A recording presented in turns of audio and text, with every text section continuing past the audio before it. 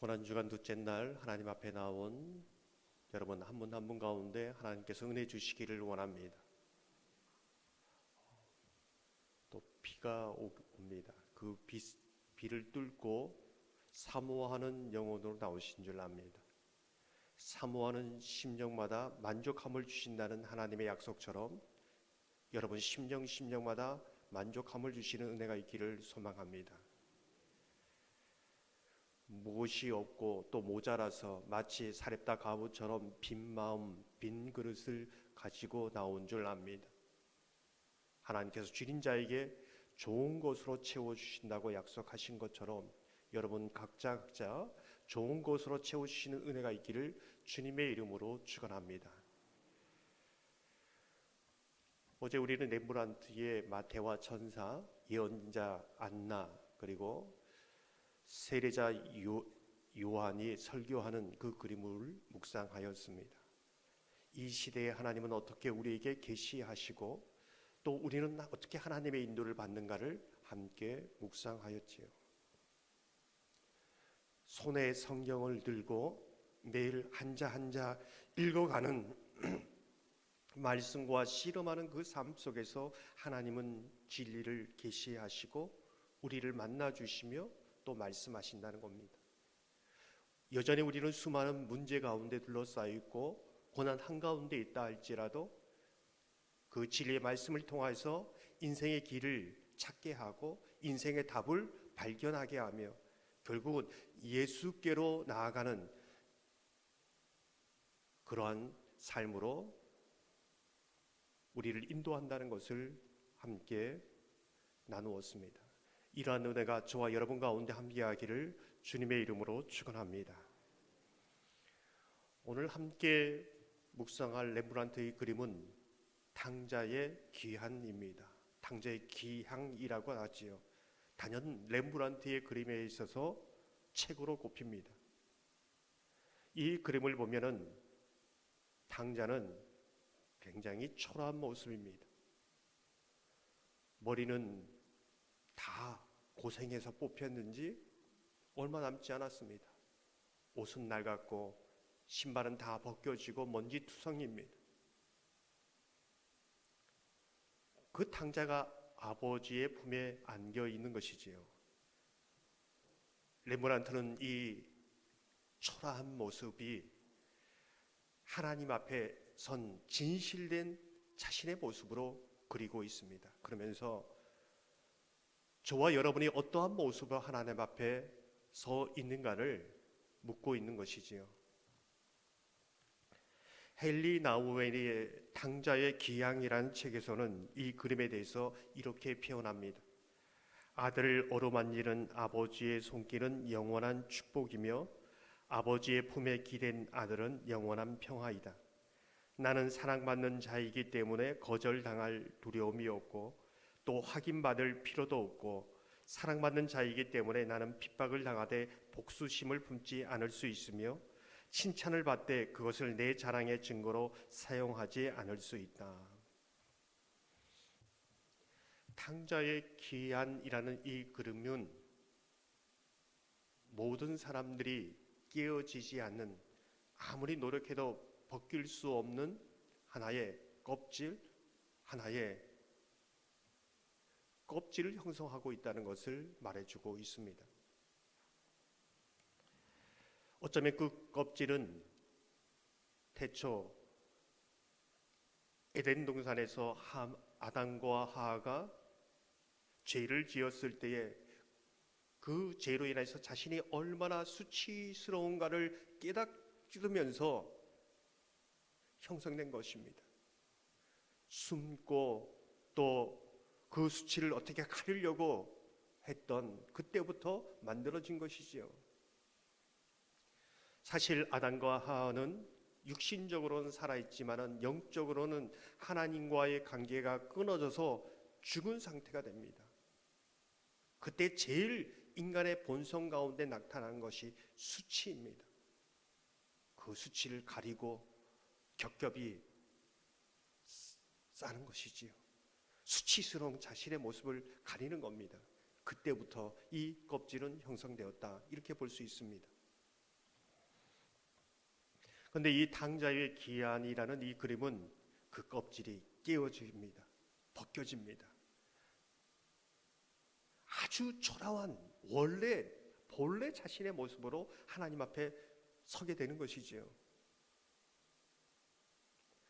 이러한 탕자의 모습은 가리고 숨고 세상에 많은 단단한 껍질로 감싸고 있는 우리 자신이 그것을 깨고 나올 때만이 하나님을 진실되게 만날 수 있다라는 것을 말씀해 주고 있습니다. 그래서 탕자의 기한은 모든 것이 다 깨어짐, 그것을 말해주고 있습니다. 누가복음 15장 14절에서 16절을 보면 이렇게 말씀합니다. 다 없앤 후 그 나라에 크게 흉년이 들어 그가 비로소 궁핍한지라 가서 그 나라 백성 중 한 사람에게 붙여 사니 그가 그를 들러 보내어 돼지를 치게 하였는데 그가 돼지 먹는 쥐염 열매로 배를 채우고자 하되 주는 자가 없는지라. 다 없앤 후에 다시 자신의 수치를 가려줄 모든 것들이 다 없어졌다는 뜻입니다.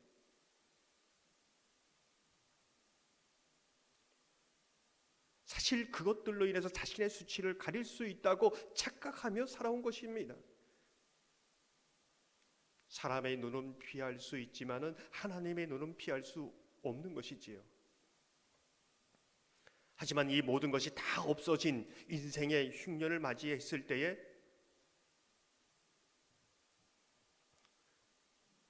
그 껍질은 깨어지고 진짜 수치스러운, 너무나 수치스럽고 연약한 그 모습으로 하나님 앞에 서게 되는 겁니다. 성경은 탕자의 기한에서 이렇게 우리가 모든 것이 깨어지고 우리를 보호해 주던, 우리의 수치를 가려주던 모든 것이 벗겨졌을 때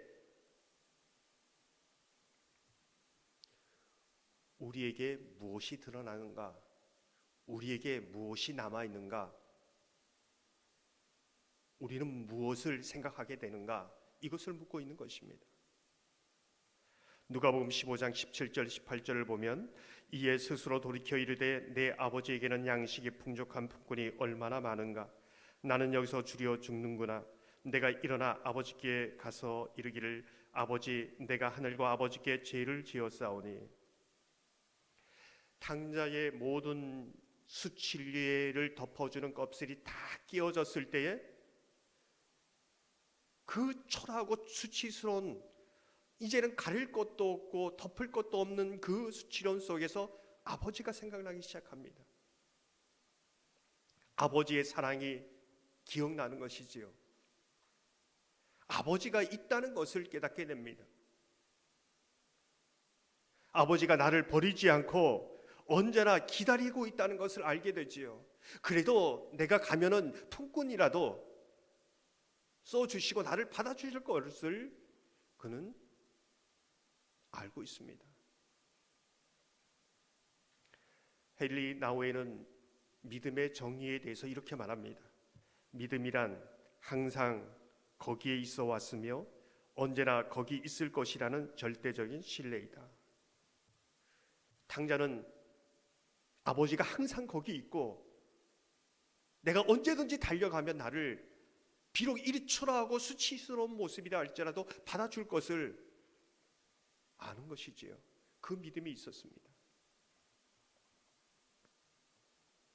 많은 사람들이 수많은 세상의 것으로 자신의 그 모습을 잃어버린 채 싸고 껍질을 싸고 또 싸는 이유가 무엇일까? 자기의 모습은 없어지는데 세상의 많은 것으로 자기의 얼굴을 삼고 있는 이유는 무엇일까? 정말 내가 초라하고 내 수치스러운 모든 원색적인 모습으로 하나님 앞에 섰을 때에 아무것도 없을 것이라는 두려움 때문에 겹겹이 사는 것이지요. 다 깨어졌을 때에 내 인생에 거기는 아무것도 없을까봐, 초라한 내 모습만 있을까봐, 거기에 그와 같이 세상에 버려진 내 존재로, 그러한 존재로 남게 될까봐 두려운 겁니다. 믿는 사람이나 믿지 않는 사람이나 동일하지요. 거기에 아버지가 생각도 나지 않고 보이지도 않고 찾아도 없고, 그럴까봐 더 겹겹이 겁질을 더 단단하게 붙드는 겁니다. 어쩌면 첫째 아들은 자기의 그 수치스럽고 초라한 모습을 감추기 위해서 열심이라는, 성실이라는 그런 것으로 감싸고 있지 않는가. 그 껍질을 깰 때만이 진정 아버지를 만날 수 있는데, 하나님을 만날 수 있는데,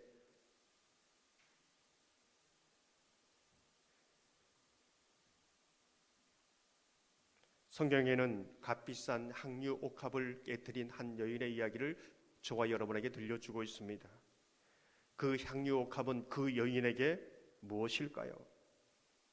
그래도 세상 속에서 자신의 수치를 덮을 수 있는, 포장할 수 있는 그 무엇이 아니었을까요?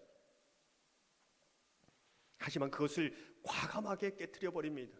이 깨트릴 수 있는 용기는 어디서 오는가? 주님을 위해서 자기의 모든 이 수치를 드러낼 수밖에 없는 이것을 깨트리는 그것은 어디에서 오는가? 그것이 끼어졌을 때 무엇이 남게 되는 건지, 무엇이 흘러나오는지를 그는 알고 있었기 때문이지요.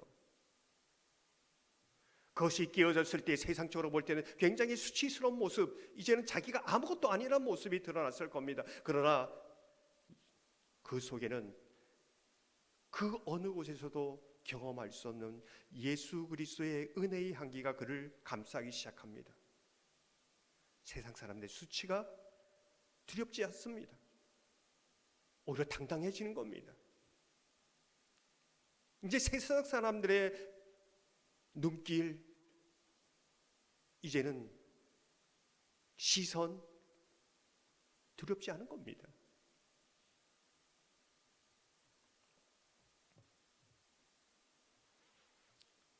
그렇게 보면 그 여인의 향유 옥함은, 그 안에는 주님을 향한 사랑과 헌신의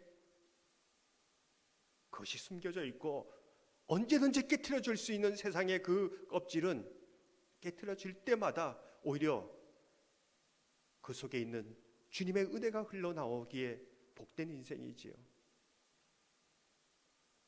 사랑하는 성도 여러분, 오늘 이 탕자의 귀환의 그림은 저와 여러분에게 묻습니다. 나의 수치를 가릴 수 있다고 생각하는 이 세상에 겹겹이 싸고 있는 껍질은 무엇인가? 정말 그 껍질이 다 깨어졌을 때에 수치스럽고 연약한, 정말 원초적인 나의 모습으로 하나님을 만날 때에 거기에 나 홀로 남지 않고 하나님이 거기 계신 것을 나는 아는가? 오히려 그 깨어짐이 하나님 안에, 은혜 안에서 더 하나님을 진실되게 만날 수 있는 자리인 것을 아는가? 그것을 묻고 있는 것이지요. 향유 옥합을 깨트린 여인처럼 저와 여러분 속에 이 깨어짐이 은혜가 되고 감사가 되는 복된 삶이 되시기를 주님의 이름으로 축원합니다. 이 시간